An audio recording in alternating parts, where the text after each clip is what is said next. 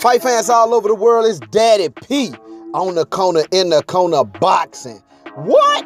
I'm back at you with the BEEFS. Check it out, man. After this weekend, hey, y'all already know about Jarrett Hurd versus Erislandy Lar, which was very real. To me, it was a phenomenal fight, man. Both guys fought like real warriors. And, Jarrett Hurd came up with the win.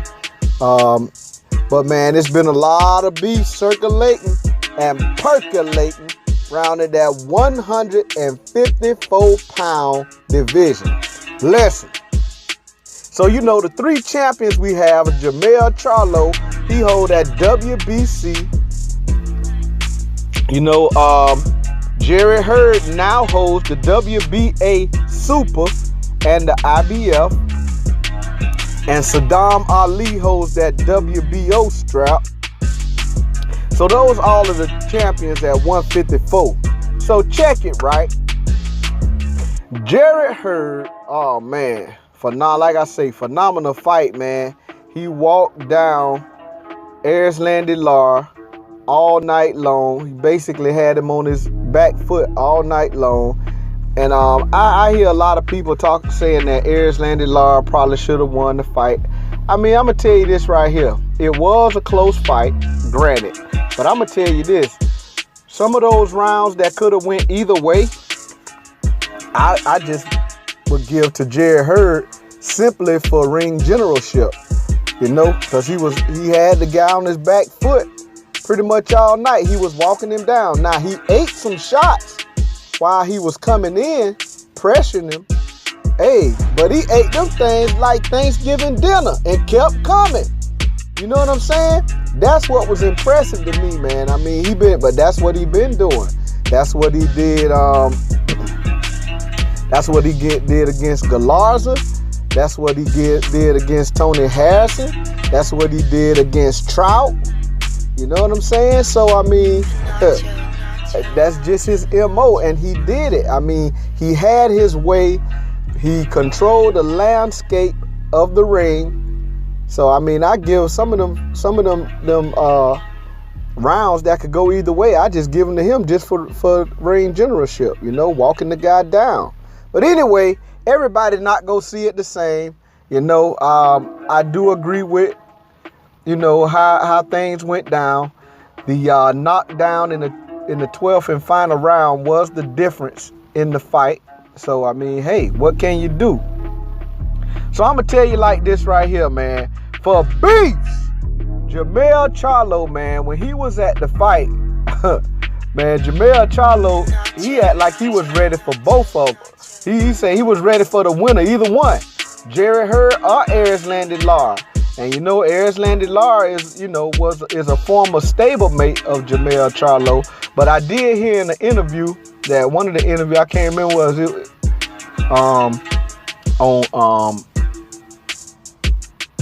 I think it was on Fight Hub TV. I believe that's who was interviewing. I can't remember, but he said something to the effect that God worked in mysterious ways because Jarrett Hurd won, so now he didn't have to fight Erislandy Lar.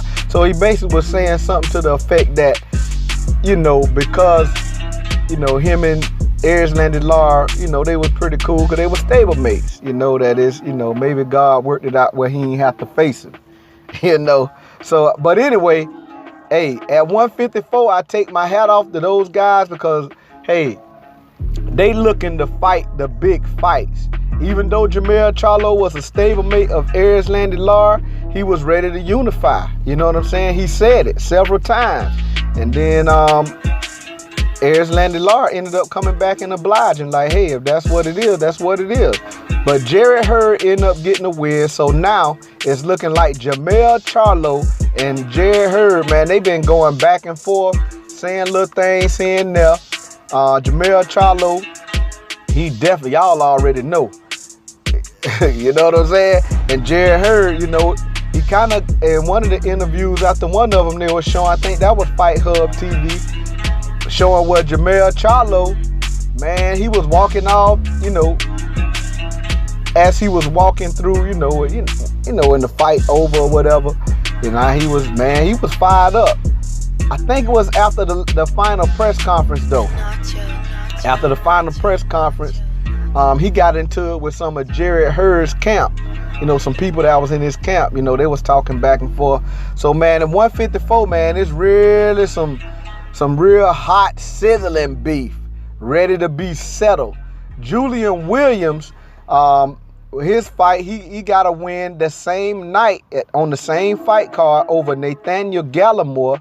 So now he is the #1 IBF contender. You know what I'm saying? That it was an eliminator for that title. So you know, that's another good fight. The matchup with either Jarrett Hurd or Jermell Charlo, if whoever the winner out of Jarrett Hurd and Jermell Charlo, or I guess Jarrett Hurd could opt to fight him, you know, as his #1 contender. So it's a lot going on right there at 154, man. Saddam Ali, like I said, he's the WBO champion, you know. So I don't know, man. That beef is getting real hot over there, sizzling at 154, and those guys are ready to oblige.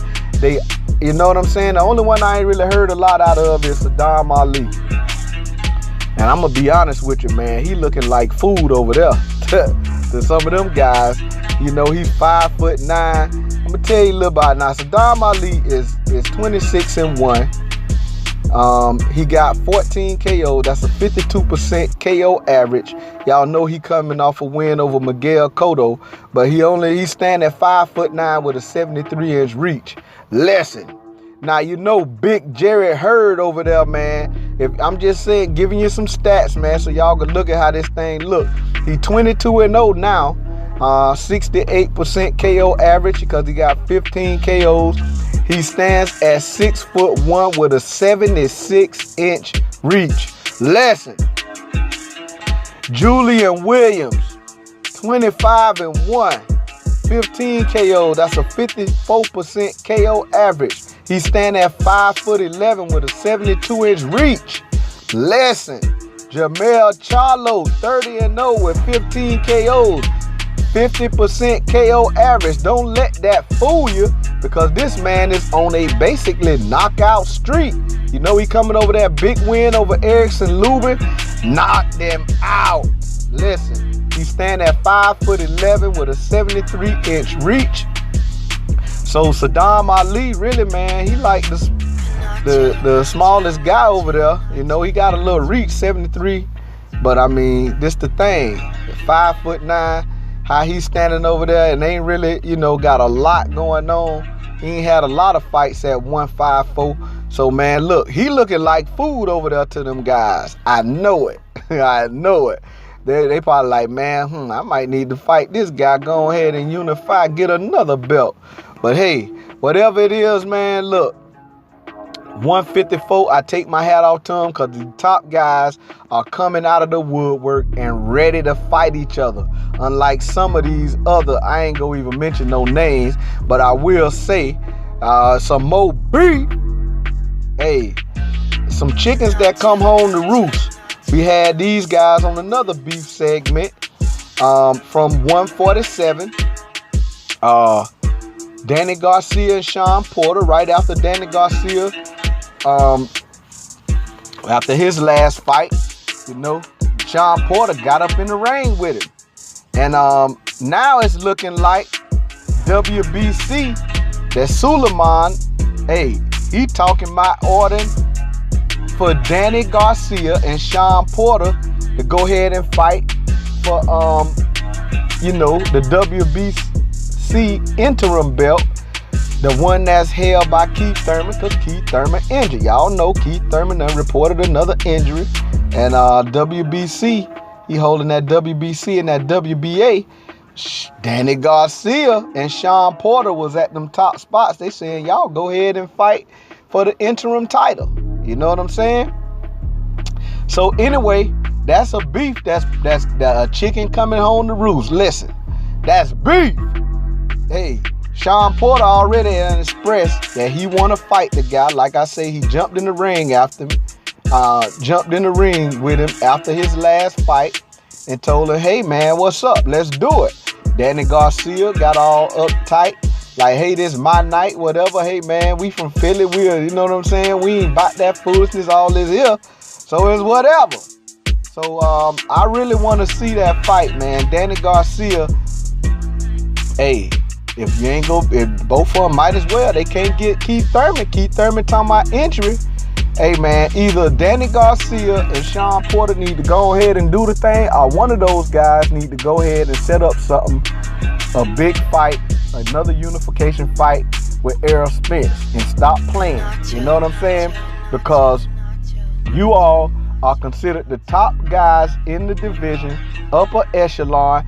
Fight upper echelon fighters, man. If you can't get a title fight with the WBC, hey, man, your name big enough. Go on to IBF, man, and fight.